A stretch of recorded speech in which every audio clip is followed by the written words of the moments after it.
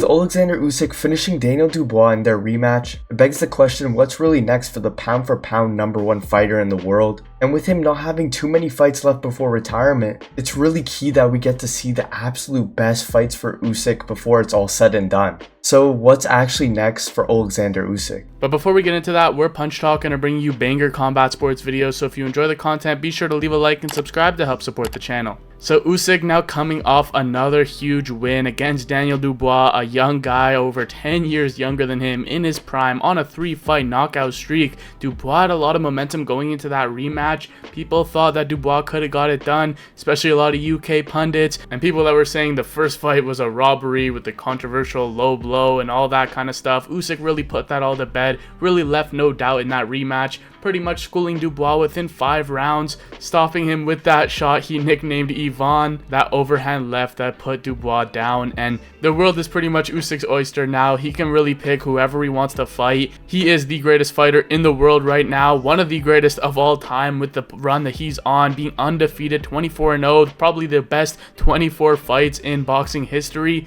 with the names on his resume, being undisputed 3 times, once at cruiserweight, twice at heavyweight, all the accolades he has. It seems like Usyk might only have a few fights left, if not just 1 fight left. He was saying before this fight, after Dubois, just 1 more, probably a super fight like against Tyson Fury or Anthony Joshua, just to get a big fight, and pretty much he's earned it at this point. But with him saying in the post-fight interview that 38 is still young and this is pretty much just the start, who knows if he was just kidding. He probably was. He's probably just over-exaggerating, because he's already pretty much completed boxing, done it all, Olympic gold medalist, insane amateur pedigree, now doing what he has in the pros. It can't be overstated how great Usyk has been and how he continues getting better with each fight. And probably the most deserving contender in the heavyweight division is Joseph Parker. Yeah, if you're just looking at it on who is really deserving out there other than Daniel Dubois, it was gonna be Joseph Parker. That's what a lot of people have been calling for. Joseph Parker has been on an incredible streak, especially during Riyadh season, and he's taken out some scary guys like Deontay Wilder, Zhilei Zhang, and most recently Martin Bakole, who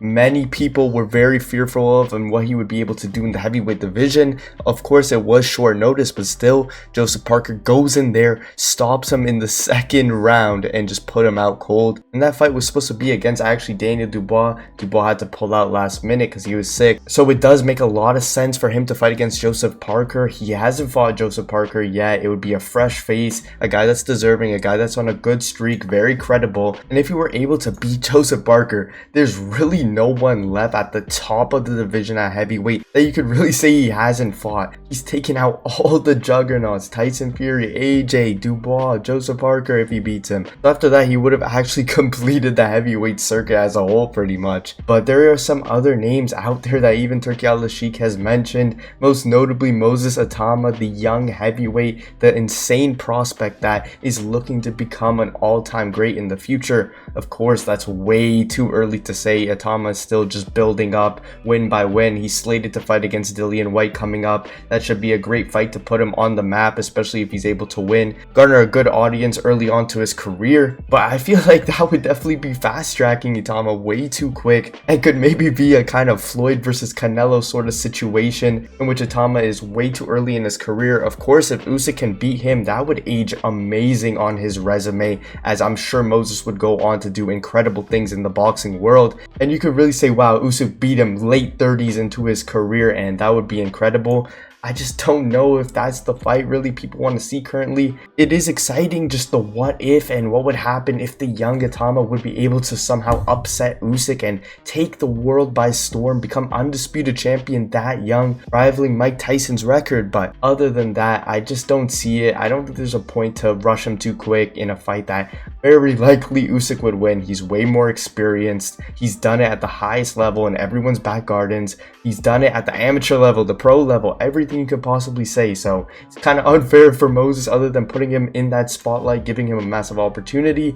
It is kind of just feeding him to the wolves and potentially stopping him way too early before letting him develop fully. Yeah, but I mean, when you look at the heavyweight landscape, I feel like there's really not too many options, and Moses is kind of this fresh face, this guy that has so much hype, this guy that has so much talent. What he's already doing to guys, granted nowhere near the level of the top heavyweights and the guys that Usyk has been fighting, the Dubois, Furies, AJs. Moses would be able to kind of chase greatness early on into his career, like you said, rival that Mike Tyson record, and it's not that big of a deal if he loses to Usyk, unless he gets like brutally knocked out, but you can only really grow from here. He's only 20 years old. He's only going to get better. He's only going to grow into the division and probably have a promising career to go forward. So it is kind of a win-win for boxing. Either you get Usyk really solidifying himself with a win that will inevitably age pretty well, or a kind of passing of the torch. Itama comes in. If he beats Usyk, imagine what statement that puts on for the rest of the heavyweight division. This 20-year-old guy taking the boxing world by storm. But there is just one more guy in the heavyweight division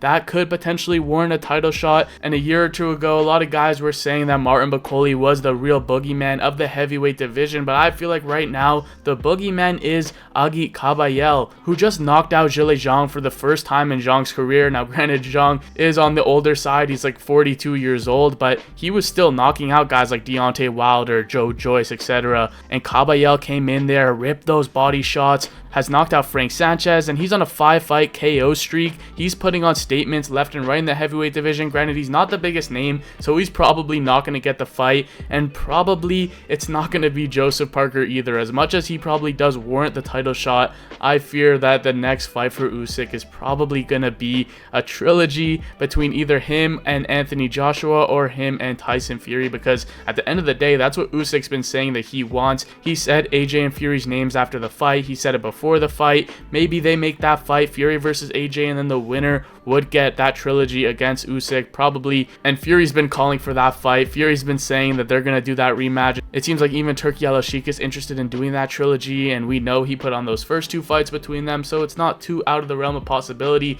Usyk kind of calls the shots. He's the undisputed champ. He could fight whoever, and those two Fury fights went the distance. People were talking about them. They were probably the biggest fights in Usyk's career so far, maybe up there with AJ, but I don't think it's going to be Kabayel next. I don't think it's going to be Joseph Parker, even though he did say Parker's name as well. I just don't see it being too likely for, if this is going to be Usyk's last fight, that farewell being against Joseph Parker, even though Parker is a deserving contender and he's been here, he's been a contender for a while, he's fought a lot of the top guys, he's fought a lot of big names, and he's on a great win streak himself. So a lot of different options here for Oleksandr Usyk, but if I was to give my most realistic option for who he's probably going to fight next, especially if it is going to be his retirement fight, his last fight, he said he only wanted one more after Dubois, I would probably say, as much as I really wouldn't care to see it that much, probably a Tyson Fury trilogy. Yeah, like you said, unfortunately, it just seems like this is the route it's going to go down. It'll still be a massive fight globally, but I think we're at a spot 2-0 against Fury where there's just no point of seeing a trilogy. It's not like Tyson's been active, has been getting a good win streak, and he's looking like his former self. He fake retires, he comes back, and now he's just claiming he deserves the chance at Usyk again. It's a bit tiresome, to be honest, and it would feel better if it was a more deserving Fury, someone that wasn't just fake retiring back and forth and hoping he gets another shot and saying that the first two fights were rigged. But we'll have to see where they go from here, what Turki Al-Ashik chooses to do. It's honestly too hard to see AJ getting a third fight, especially compared to even Fury, because he got knocked out by Daniel Dubois and he lost 2 times to Usyk. So realistically, I'd say the best 2 options are either Joseph Parker or a third fight against Tyson Fury. But let us know down below who you think Oleksandr Usyk is going to be fighting next. And if you want to see more boxing on the channel, be sure to check out Was Manny Pacquiao Actually Robbed?